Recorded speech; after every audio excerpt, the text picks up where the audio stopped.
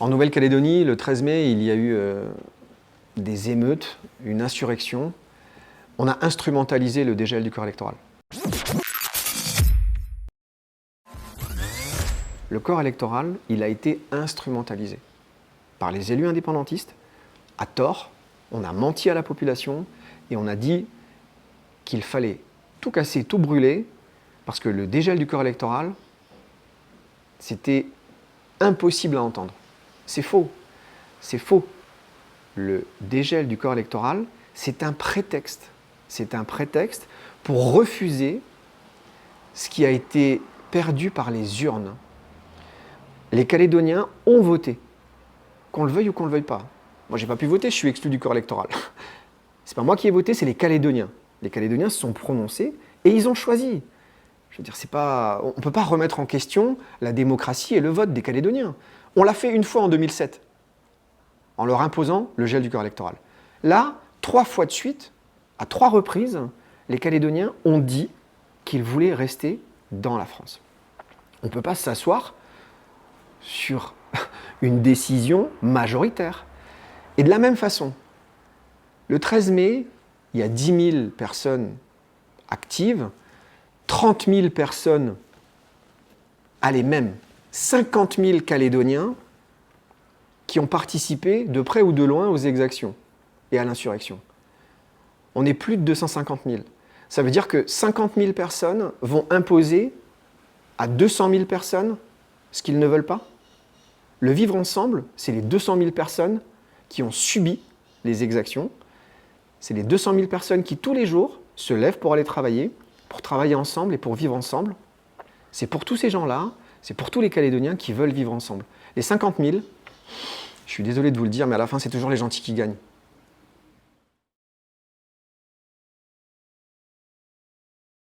Les démarches qui ont été engagées par l'association, l'action que mène l'association, c'est difficile de la simplifier, parce que c'est du droit, c'est complexe, et quand on est dedans, c'est facile, mais en résumé, et pour faire simple, l'action qui a été menée par Un Cœur, Une Voix, ça a été de demander aux plus hautes instances juridiques, aux plus hautes juridictions, est-ce que c'est légal d'exclure des gens qui n'ont pas été privés de leurs droits civiques du corps électoral et donc de les empêcher de voter?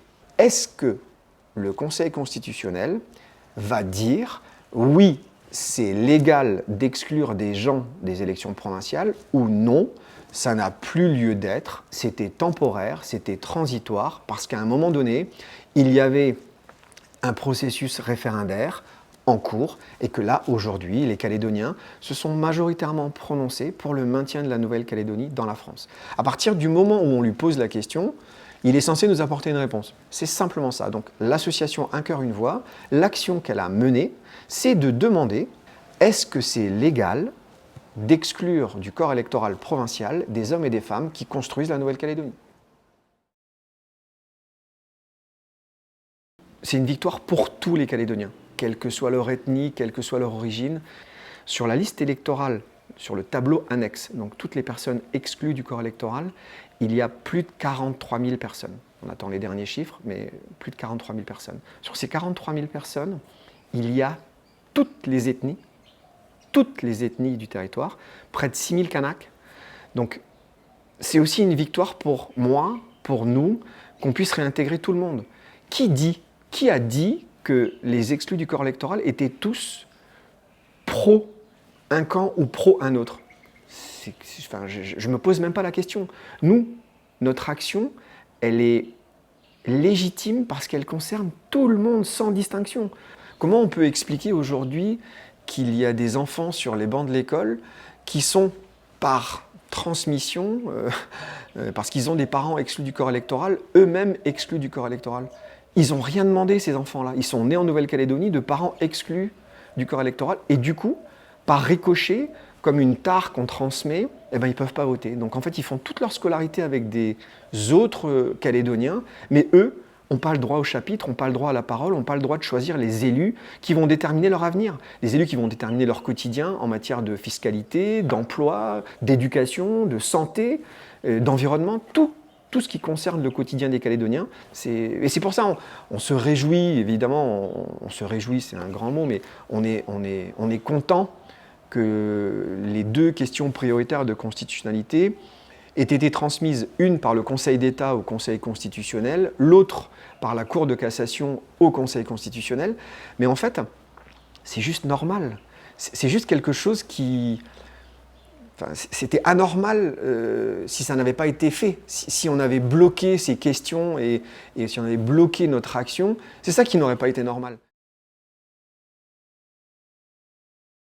On ne sait pas ce que va décider le Conseil constitutionnel. Mais il y a une certitude, c'est que ce sont des hommes de loi, ce sont des hommes fondamentalement attachés à la Constitution, à qui on a imposé deux choses. La première chose, en 1999, on leur a imposé un corps électoral glissant. On a décidé en 1999 que le corps électoral en Nouvelle-Calédonie serait glissant. Ça, c'est important aussi de le dire. Des hommes et des femmes, les élus de l'époque, ont choisi que le corps électoral serait glissant. En Nouvelle-Calédonie, on arrive, on ne peut voter que 10 ans après notre arrivée. Très bien. Tout le monde l'a voté, enfin tout le monde, une majorité de Calédoniens l'a voté. C'est la démocratie, le peuple s'exprime, il y a un vote, on respecte les urnes. Ces personnes-là, qu'on appelle les sages, puisque les personnes qui siègent au Conseil constitutionnel, on les surnomme les sages, ils vont devoir accepter en 1999, sans raison juridique, mais pour des raisons politiques bien fondées, qu'on soit d'accord ou qu'on ne soit pas d'accord, que des personnes françaises, non privées de leurs droits civiques, doivent attendre 10 ans avant de pouvoir se prononcer sur les élus qu'ils souhaitent voir au pouvoir. C'est déjà violent. Mais alors la violence extrême, et là je peux vous le dire, puisqu'on a lu les échanges des débats qui ont eu lieu en 2007, grâce à nos avocats, à nos spécialistes en droit constitutionnel, qui ont récupéré des échanges, des débats qui ont eu lieu en 2007, mais c'est d'une violence extrême. Vous avez d'un côté des garants de la loi, des sages qui sont là pour protéger tous les Français et faire respecter les lois, à qui on demande et à qui on dit on impose le gel du corps électoral. C'est d'une violence inouïe. Je pense qu'ils ont fait abstraction de toutes leurs valeurs, de tous leurs principes pour valider le gel du corps électoral. Et c'est pour ça que la lueur d'espoir, je le dis souvent un peu en plaisantant, la probabilité que le Conseil d'État, avec la Cour de cassation, transmette notre QPC au Conseil constitutionnel, elle était de 0,00001% de chance, l'épaisseur d'un papier de cigarette. Ils l'ont fait. Je pense qu'il y a un vrai cas de conscience qui se pose aujourd'hui aux garants de la loi, aux sages du Conseil constitutionnel, parce que sincèrement, on ne peut pas être républicain, on ne peut pas être dans le pays des droits de l'homme, on ne peut pas être pour la devise de la République qui est liberté, égalité, fraternité, et accepter le gel du corps électoral. C'est impossible à comprendre. C'est impossible à comprendre pour nous, et je pense que ça l'est encore plus pour des spécialistes en droit et spécialistes en droit constitutionnel.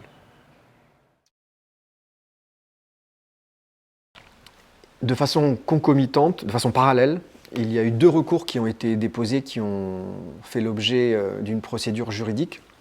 Le premier recours, c'est une action d'un cœur, une voix qui demande est-ce que c'est légal d'exclure des gens, comme je vous l'ai expliqué tout à l'heure, alors qu'il n'y a aucune raison. Le deuxième recours, c'est un recours d'un électeur qui a demandé son inscription sur la liste électorale et qui s'est vu refuser cette inscription. Donc en fait, procédure normale. Alors ce n'est pas le même véhicule juridique, c'est-à-dire que là on passe demande d'inscription sur la liste électorale, refus de la mairie, recours gracieux auprès de la mairie, refus de la mairie. À ce moment-là, l'électeur peut se pourvoir en justice, tribunal de première instance. Tribunal de première instance se déclare incompétent et transmet pour le contentieux électoral et pour les dispositifs électoraux à la Cour de cassation. La Cour de cassation qui n'a pas pu juger elle non plus, entre guillemets, elle estime judicieux de transmettre au Conseil constitutionnel. Et donc c'est aussi un signal positif, parce que ça veut dire que autant on aurait pu être débouté, autant là, la demande d'inscription qui n'avait pas lieu d'être avant les 3 référendums, parce qu'on n'était pas sorti du processus référendaire, autant une fois tous les référendums passés, une fois tous les dispositifs juridiques épuisés, il n'y a pas de raison d'exclure des électeurs des listes électorales provinciales. 3 possibilités. Le Conseil constitutionnel nous retoque et nous dit la loi, elle dit le corps électoral il est gelé, le corps électoral il reste gelé. Ou alors le corps électoral est ouvert. Les Calédoniens se sont prononcés pour le maintien de la Nouvelle-Calédonie dans la France. 3 référendums. La Nouvelle-Calédonie, c'est un territoire français. On applique la loi française. Les Français peuvent voter sur le sol national. Ou alors, 3e possibilité, peut-être la probabilité la plus importante, le Conseil constitutionnel dit au gouvernement national, vous devez trouver une solution, vous devez organiser des élections rapidement, on vous donne 6 mois pour nous faire une proposition sur le corps électoral qui pourra voter aux élections provinciales. On souhaiterait qu'il soit le plus ouvert possible, mais peut-être qu'on reviendra à un corps électoral glissant à 10 ans, ou alors un corps électoral, comme c'est prévu dans le nord de l'Italie, à une mandature, 5 ans. Toutes les personnes qui arrivent ne pourront pas voter avant 5 ans de présence en Nouvelle-Calédonie. C'est une très bonne nouvelle, c'est une excellente nouvelle pour tous les Calédoniens. Pour tous les Calédoniens, quelle que soit leur origine ethnique, quelle que soit leur sensibilité politique, quelle que soit leur appartenance politique, et c'est pas du tout démagogique de ma part, mais c'est une très bonne nouvelle pour 6000 Kanaks qui pourront choisir. Parce qu'il y a 6000 Kanaks exclus du corps électoral.